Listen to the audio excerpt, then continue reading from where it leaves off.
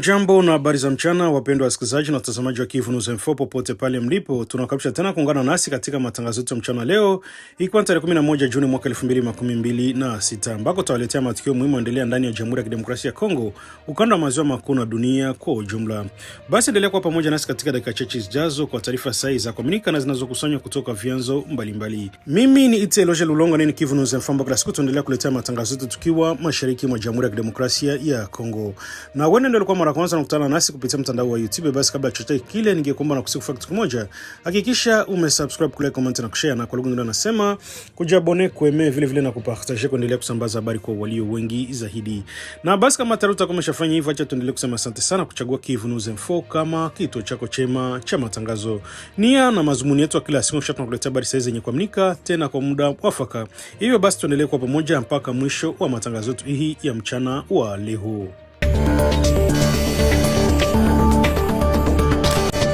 Watu wawili wamefariki dunia na wengine watatu kujeruhiwa vibaya kufuatia ajali mbaya barabarani inahusisha gari na lodai kuwa la wasi wa ADF wanaungwa mkono na Rwanda. Ajali hiyo ilitokea jioni ya Jumatano tarehe 10 Juni katika mji wa Goma mkoani Kivu Kaskazini. Kwa mujibu wa mashahidi walikuwepo eneo la tukio, ajali hiyo ilitokea majira saa 11 jioni katika eneo la Bibunga kuelekea mtaa wa Nyabushongo. Wanasema gari aina ya jeep ilikuwa ikiendeshwa kwa kasi kubwa na logonga raia kadhaa waliokuwa wakipita au kufanya shughuli zao za kawaida kando kando ya barabara. Mashahidi wameeleza kuwa hatari za ajali hiyo zilikuwa kubwa kutokana na nguvu ya mgongamano huo. Watu wawili walifariki dunia papo hapo kabla hata ya kupatiwa msaada wa kwanza, huku wengine watatu wakipata majeraha makubwa yaliyohitaji huduma za haraka za matibabu. Tukio imesababisha taharuki kubwa miongoni mwa wakazi wa eneo hilo ambao walikimbia kusaidia waasiriwa mara tu baada ya ajali hiyo kutokea. Baadhi ya wananchi walijaribu kuwapa msaada majeruhi, huku wengine wakitoa taarifa za kwa wahusika wa huduma za afya kuwahi kuwapeleka hospitalini. Kwa mujibu wa taarifa kutoka kwa mashahidi hao, watu waliokuwa ndani ya gari hiyo waliondoka eneo la tukio mara moja baada ya ajali hiyo bila kutoa msaada kwa waasiriwa. Inadaiwa kuwa waliacha maiti za marehemu pamoja na majeruhi wakiwa barabarani na kuendelea na safari yao kuelekea upande usiojulikana. Tabia imezua hasira na maswali mengi miongoni mwa wakazi wa Goma ambao wameeleza masiko yao kutokana na kile wanachokiona kwa kutokuwajibika kwa wahusika wa ajali hiyo. Wengi wametaka mamlaka husika kuchunguza kwa kina mazingira ya tukio hilo na kuchukua hatua kwa wale wote watakaobanika kuhusika. Katika saa zilizofuata baada ya ajali, wananchi wengi walikusanyika eneo la tukio huku wakitaka haki tendeke kwa familia za waliopoteza maisha pamoja na majeruhi wanaendelea kupatiwa matibabu. Baadhi ya wakazi wanaeleza kuwa ajali hizi aina hii zimekuwa zikiongeza hofu miongoni mwa raia wanaishi katika mji ambao tayari wanakabiliana na changamoto za kiusalama. Hadi sasa kuna taarifa rasmi iliyotolewa kuhusu chanzo halisi cha ajali hiyo wala kuhusu hali ya sasa ya majeruhi waliolazwa hospitalini. Hata hivyo, uchunguzi unatarajiwa kuendelea ili kubaini mazingira yote yaliyopelekea tukio hilo la kusikitisha. Ajali hiyo imeacha simanzi kubwa katika familia za wasiriwa na wakazi wa Beni kwa ujumla, huku wengi wakitoa wito kwa kuimarishwa kwa usalama barabarani na kuwajibishwa kwa wahusika wa matukio yanayosababisha vifo na majeraha kwa raia wasio na hatia.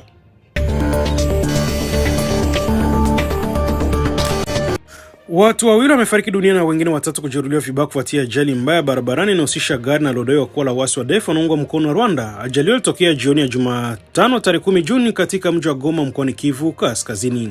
Kwa mujibu wa mashahidi walikuwepo eneo la tukio, ajali hiyo ilitokea majira saa 11 jioni katika eneo la Bibunga kuelekea mtaa wa Nyabushongo. Wanasema gari aina ya jeep ilikuwa ikiendeshwa kwa kasi kubwa na logonga raia kadhaa waliokuwa wakipita au kufanya shughuli zao za kawaida kando kando ya barabara. Mashahidi wameeleza kuwa hatari za ajali hiyo zilikuwa kubwa kutokana na nguvu ya mgongamano huo. Watu wawili walifariki dunia papo hapo kabla hata ya kupatiwa msaada wa kwanza, huku wengine watatu wakipata majeraha makubwa yaliyohitaji huduma za haraka za matibabu. Tukio imesababisha taharuki kubwa miongoni mwa wakazi wa eneo hilo ambao walikimbia kusaidia waasiriwa mara tu baada ya ajali hiyo kutokea. Baadhi ya wananchi walijaribu kuwapa msaada majeruhi, huku wengine wakitoa taarifa za kwa wahusika wa huduma za afya kuwahi kuwapeleka hospitalini. Kwa mujibu wa taarifa kutoka kwa mashahidi hao, Watu waliokuwa ndani ya gari hiyo waliondoka eneo la tukio mara moja baada ya ajali hiyo bila kutoa msaada kwa waasiriwa. Inadaiwa kuwa waliacha maiti za marehemu pamoja na majeruhi wakiwa barabarani na kuendelea na safari yao kuelekea upande usiojulikana. Tabia imezua hasira na maswali mengi miongoni mwa wakazi wa Goma ambao wameeleza masiko yao kutokana na kile wanachokiona kwa kutokuwajibika kwa wahusika wa ajali hiyo. Wengi wametaka mamlaka husika kuchunguza kwa kina mazingira ya tukio hilo na kuchukua hatua kwa wale wote watakaoibanika kuhusika. Katika saa zilizofuata baada ya ajali, wananchi wengi walikusanyika eneo la tukio huku wakitaka haki itendeke kwa familia za waliopoteza maisha pamoja na majeruhi wanaendelea kupatiwa matibabu. Baadhi ya wakazi wanaeleza kuwa ajali za aina hii zimekuwa zikiongeza hofu miongoni mwa raia wanaishi katika mji ambao tayari wanakabiliana na changamoto za kiusalama. Hadi sasa kuna taarifa rasmi iliyotolewa kuhusu chanzo halisi cha ajali hiyo wala kuhusu hali ya sasa ya majeruhi waliolazwa hospitalini. Hata hivyo, uchunguzi unatarajiwa kuendelea ili kubaini mazingira yote yaliyopelekea tukio hilo la kusikitisha. Ajali hiyo imeacha simanzi kubwa katika familia za wasiriwa na wakazi wa Beni kwa ujumla, huku wengi wakitoa wito kwa kuimarishwa kwa usalama barabarani na kuwajibishwa kwa wahusika wa matukio yanayosababisha vifo na majeraha kwa raia wasio na hatia. Mkuu wa ujumbe wa Umoja wa Mataifa wa kuleta utulivu nchini Jamhuri ya Kidemokrasia ya Kongo unajulikana kama MONUSCO pamoja na mwakilishi maalum wa katibu mkuu wa Umoja wa Mataifa nchini DRC, James Swan ameanza rasmi ziara yake ya kikazi katika mji wa Goma, makao makuu ya mkoa wa Kivu Kaskazini. Ziara hiyo ilianza tangu siku ya Jumatano na inalenga kufanya tathmini ya hali ya usalama pamoja na kufuatilia utekelezaji wa majukumu ya MONUSCO katika maeneo ya mashariki mwa Jamhuri ya Kidemokrasia ya Kongo ambayo yanaendelea kukumbwa na migogoro ya silaha kwa miaka mingi.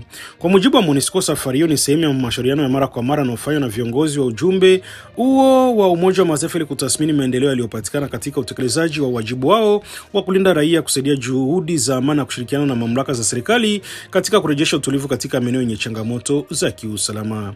Wakati wa ziara yake mjini Goma, James Swan anatarajiwa kukutana na viongozi wa kisiasa, wakuu wa taasisi za serikali, mashirika ya kiraia pamoja na wadau mbalimbali wanaohusika katika masuala ya usalama na amani. Mazungumzo yanatarajiwa kujikita katika hali ya sasa ya usalama, mahitaji ya wananchi walioathiriwa na migogoro pamoja na hatua inaweza kuchukuliwa ili kwa kuharakisha kurejea kwa amani ya kudumu katika eneo hilo. Ziara inafika katika kipindi ambacho mkoa wa Kivu Kaskazini unaendelea kukabiliana na changamoto nyingi za kiusalama. Katika miezi ya hivi karibuni, mapigano kati ya makundi yenye silaha na vikosi vya serikali yamesababisha maelfu ya wananchi kuyahama makazi yao, wengine wakihitaji msaada wa kibinadamu. Mbali na hali ya usalama, ziara hiyo pia inakuja wakati ambako juhudi mbalimbali za diplomasia zinaendelea katika ngazi ya kitaifa na kimataifa kwa lengo la kutafuta suluhisho la kudumu kwa mgogoro unaendelea mashariki mwa nchi. Nchi za ukanda wa Umoja wa Afrika na mashirika ya kimataifa yanaendelea kushiriki katika mazungumzo yanayolenga kupunguza mivutano na kurejesha utulivu katika eneo hilo. Wachambuzi wa masuala ya kisiasa wanaona kuwa uwepo wa mkuu wa MONUSCO mjini Goma ni ishara na umuhimu ambayo Umoja wa Mataifa unaendelea kuupa mkoa wa Kivu Kaskazini, hasa katika kipindi hiki ambacho wananchi wengi wanahitaji uhakikisho wa usalama na msaada wa kibinadamu. Wananchi wa Goma na maeneo jirani wanatarajiwa kuwa ziara hiyo italeta matokeo chanya katika kuimarisha ushirikiano kati ya MONUSCO, serikali ya DRC na wadau wengine wa amani kwa lengo la kurejesha utulivu na kuwapatia wananchi mazingira salama na kuendelea na shughuli zao za kila siku. Hadi sasa ratiba kamili ya mikutano ya shughuli za James Swan katika mji wa Goma hazijawekwa wazi, lakini MONUSCO imesisitiza kuwa ziara hiyo ni sehemu ya juhudi zinazoendelea za kuunga mkono amani, usalama na utulivu katika mashariki mwa Jamhuri ya Kidemokrasia ya Kongo ambayo mji wa Goma unaendelea kukaliwa na uasi wa M23.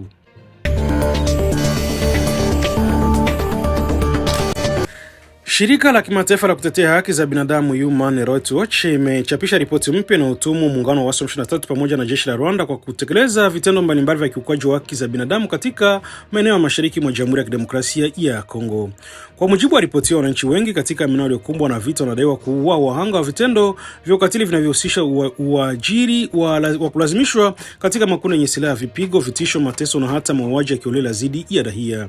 Katika mahojiano yaliyoandaliwa kupitia kipindi cha Journal Afrique cha TV5, mtafiti mwandamizi wa kitengo cha Afrika katika Human Rights Watch, Clementine Montjoy, alieleza kwa uchungu aliyofanywa na shirika hilo kumekusanya ushahidi na ushuhuda kutoka kwa wasiriwa pamoja na mashahidi waliokumbwa na matukio hayo katika maeneo mbalimbali ya mashariki mwa DRC.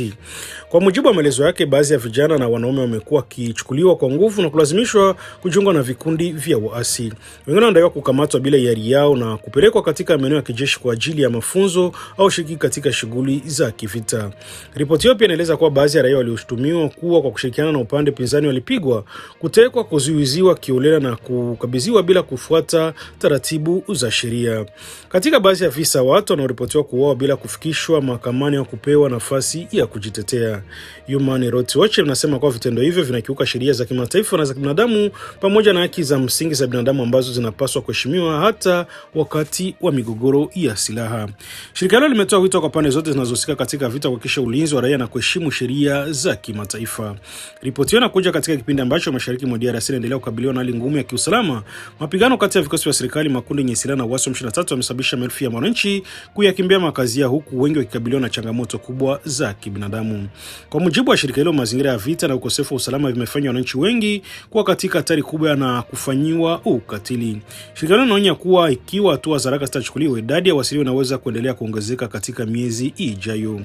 Vile shirika hilo limezitaka mamlaka za kitaifa, Umoja wa Mataifa na jumuiya ya kimataifa kufanya uchunguzi kuhusu madai hayo ili kuwabaini wahusika na kuhakikisha wanajibishwa kwa mujibu wa sheria. Shirika hilo linaamini kuwa kupambana na kutokuwajibika ni hatua muhimu katika kurejesha amani na kuzuia ukiukwaji mwingine wa haki za binadamu. Kwa upande mwingine, ripoti inaongeza presha kwa juhudi za diplomasia zinazoendelea kutafuta suluhisho la migogoro mashariki mwa DRC.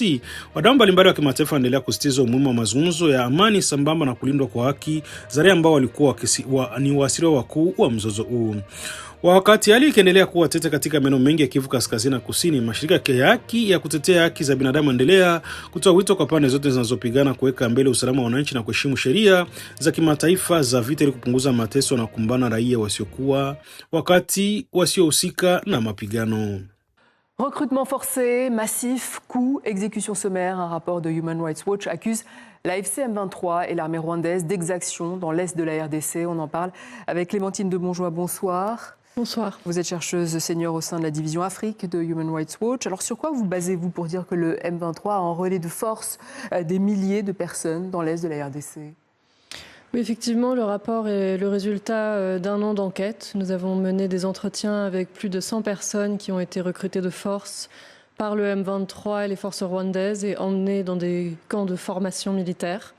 Nous avons pu nous entretenir avec eux une fois qu'ils ont fui ou alors après qu'ils aient été déployés avec le M23 et dans certains cas se sont même rendus aux forces congolaises.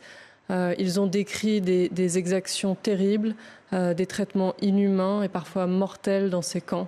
Vous avez des chiffres par rapport au nombre de morts, par exemple ? Les personnes avec qui nous avons parlé estiment qu'il y aurait pu avoir des centaines de morts, peut-être plus. Nous avons pu échanger notamment avec des dizaines de personnes qui étaient chargées d'enterrer les morts, les personnes qui décédaient à la suite des traitements ou des conditions dans lesquelles ils étaient et qui parlaient parfois d'enterrer 10, 15 ou 20 personnes en une seule journée. En tout cas, il faudrait faire une enquête, exhumer les tombes pour avoir une idée claire du nombre réel de victimes qu'il y a eu dans ces camps. Quand vous parlez de traitements inhumains, de quoi s'agit-il exactement ?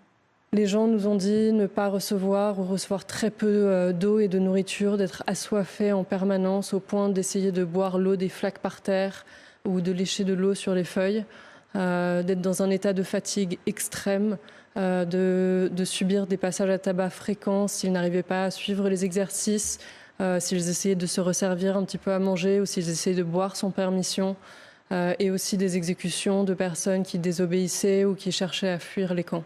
Alors vous dites que des soldats rwandais étaient présents dans les centres d'enrôlement. Quel était leur rôle ?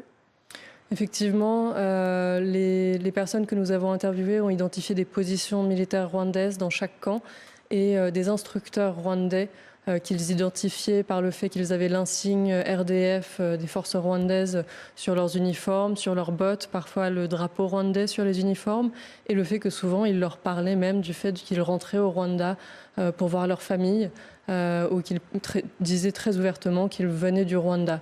L'enseignement militaire se faisait souvent en Kenya-Rwanda ou même parfois en anglais, et souvent les personnes avec qui nous sommes entretenus utilisaient une terminologie en anglais alors qu'ils étaient congolais et francophones à la base. Et que vous répond Kigali par rapport à ça ?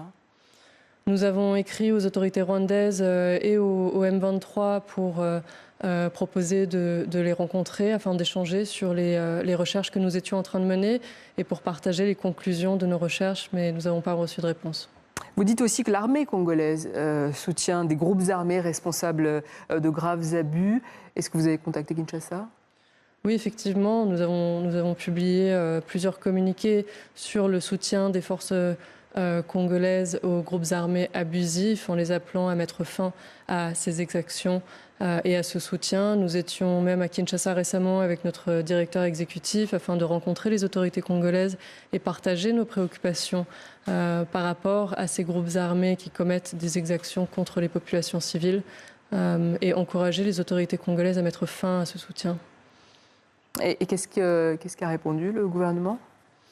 Bon, il y a eu effectivement des préoccupations par rapport aux exactions qui ont pu être commises. On a discuté des efforts de justice qui devraient être lancés, notamment à travers des poursuites contre les individus qui ont commis des exactions et aussi contre les responsables de ces soutiens aux groupes armés abusifs. Et on espère vivement voir des enquêtes ouvertes pour que les responsables d'exactions, quelles que soient les parties, soient traduits en justice.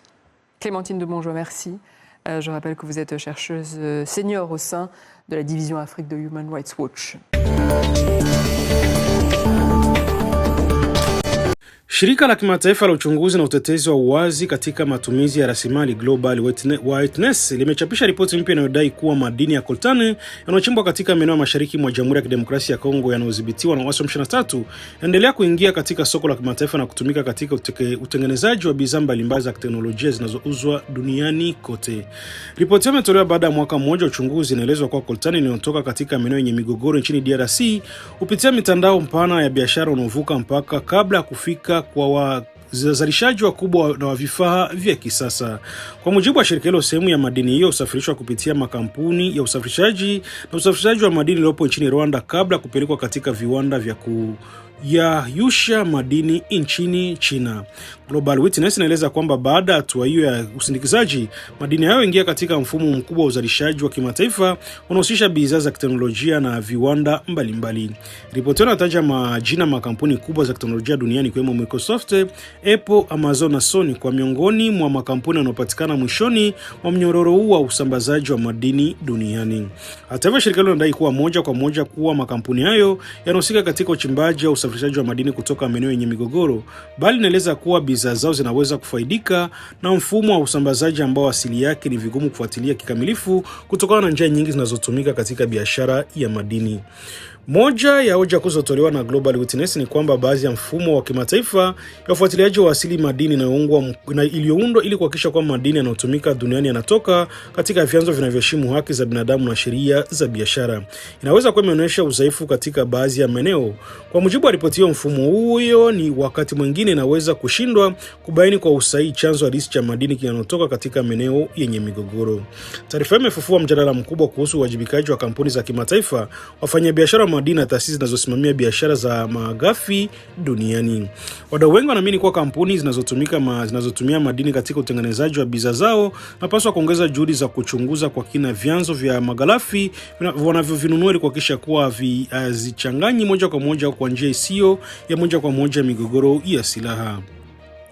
Mashariki mwa DRC imekuwa ikabiliwa na migogoro muda mrefu inahusisha makundi mbalimbali yenye silaha. Mkoa huo unaajiri mkubwa wa madini muhimu kama coltan, dhahabu, casterite na coltan ambayo inahitajika sana katika sekta za teknolojia, mawasiliano na utengenezaji wa magari ya kisasa.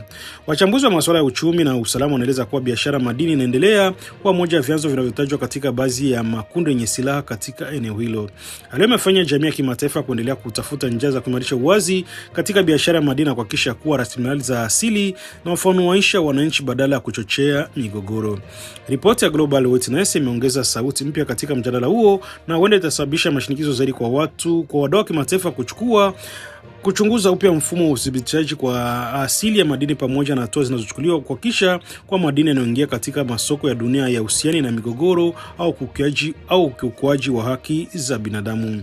Wakati huo mjadala kuhusu usimamizi wa rasilimali za madini katika mashariki mwa DRC unaendelea kuwa moja ya masuala muhimu katika juhudi za kurejesha amani, usalama na maendeleo ya kudumu katika eneo ambalo limeathiriwa na migogoro kwa miaka mingi. Vous affirmez avoir des preuves directes que 5 des 7 principaux exportateurs rwandais ont acheté des coltans de conflit à Rubaya. Ces preuves reposent essentiellement sur les témoignages des contrebandiers. Comment garantissez-vous la fiabilité de ces sources? Si vous voulez comprendre la contrebande, il faut parler avec les négociants qui sont impliqués. Ce n'est pas une tâche facile dans le cas de contrebande entre la RDC et le Rwanda.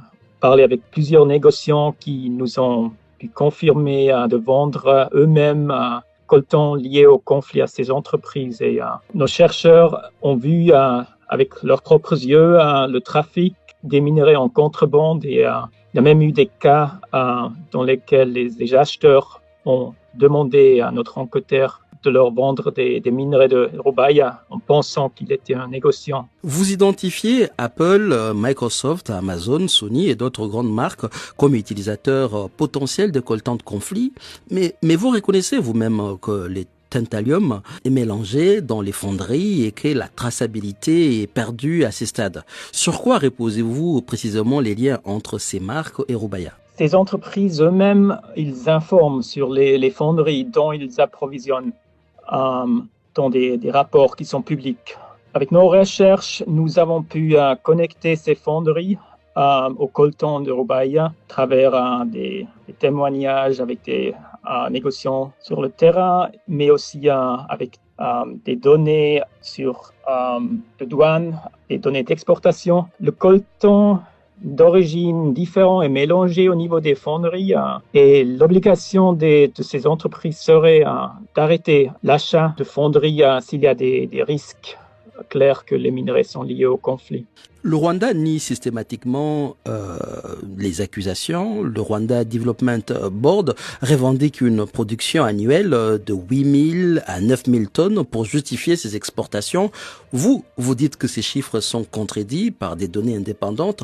Pourquoi ces données indépendantes ne sont-elles pas rendues publiques dans votre rapport? Ce sont même des institutions rwandaises qui contredisent l'affirmation du Rwanda Development Board. Par exemple, l'Institut national de la statistique du Rwanda. Et ceci, c'est une affirmation des Nations unies que nous citons dans notre rapport. Et les sources sont dans le rapport des Nations unies qu'on peut vérifier là-bas. Le coltan, qui selon vous finance l'AFCM 23, finit dans nos téléphones. Qui concrètement peut arrêter ça aujourd'hui et pourquoi ça n'a pas été fait? Donc, je crois d'une part, les entreprises le long de la chaîne d'approvisionnement, eux, ils peuvent améliorer leur diligence raisonnable. Ils peuvent arrêter d'acheter du coltan s'ils concluent qu'il est lié au conflit ou qu'il y a un risque signifiant. Les systèmes de diligence, eux, ils devraient exclure des entreprises qui ne suivent pas leurs règles et qui fournissent des minerais liés au conflit. Il y a des mesures que les entreprises pourraient prendre. On observe depuis 25 ans ou plus que ce conflit continue et les entreprises continuent à acheter. Souvent, c'est les mêmes entreprises. Donc, il paraît qu'il y a très peu de volonté de prendre ces mesures qui seraient nécessaires. Mais je crois qu'il faut aussi avoir une pression forte de la communauté internationale sur le Rwanda qui est au centre de ce conflit et de la contrebande. Et on recommande que les gouvernements suspendent les exportations du matériel militaire vers le Rwanda, qu'ils conditionnent toute aide publique au développement à l'arrêt du soutien du Rwanda au M23 et aussi que les pays sanctionnent les commandants du M23 et les hauts responsables rwandais ainsi que les entreprises qui profitent des ressources issues du conflit. L'AFCM23 génère $800,000 par mois grâce au coltan, selon l'ONU, et vous rappelez ces chiffres dans votre rapport. Est-ce que couper cette filière changerait le rapport de force militaire sur le terrain, d'après vous? Bon, le coltan, c'est une source de revenus clé pour les M23. Couper ce lien aurait certainement un impact, mais à la fin, la solution, ça se trouve pas dans les combats sur le terrain, mais il faudrait trouver une solution par des processus de paix et de médiation plutôt. Alex Kopp, je vous dis merci. Ni kufikia hapo ndipo tunafika mwisho wa matangazo yetu ya mchana wa leo kupitia Kivu News Info kwa tarehe 11 Juni mwaka 2026. Tunashukuru kwa kuendelea kuwa nasi na kufuatilia habari zetu. Endeleeni kutembelea kwenye majukwaa yetu mbalimbali kwa habari za haraka, sahihi na zenye kuaminika kila wakati. Basi kwa niaba ya timu nzima ya Kivu News Info tunaendelea kuwatakia mchana mwema wenye mafanikio tele na utulivu vile vile. Mimi ni Telosha Lulonga, na basi kama ndio ulikuwa mara kwanza unakutana nasi kupitia mtandao wa YouTube, basi kabla ya kuondoka ningekuomba na kusiku kitu kimoja. Hakikisha umesubscribe, comment na kushare, na kwa lugha unasema kujabone kwa email vile vile na kupartager, kuendelea kusambaza habari kwa walio wengi zaidi. Na basi kama taruta kama umeshafanya hivyo, acha tuendelee kusema asante sana kwa kuchagua Kivu News Info kama kituo chako chema cha matangazo. Nia na mazumuni yetu ya kila siku na kisha tunakuletea habari zenye kuaminika tena kwa muda mwafaka. Hivyo basi unaendelea kutuandikia na ukatujuza unatusikiliza kwa sehemu gani, uende ukatuambia maoni yako aiza mapendekezo yako. Basi acha nitakie mchana mwema wenye amani na utulivu, na ni kwa tena tutonane katika matangazo yetu ya jioni kwa uwezo wa Mwenyezi Mungu. Bye bye na chao, baki salama na mchana mwema.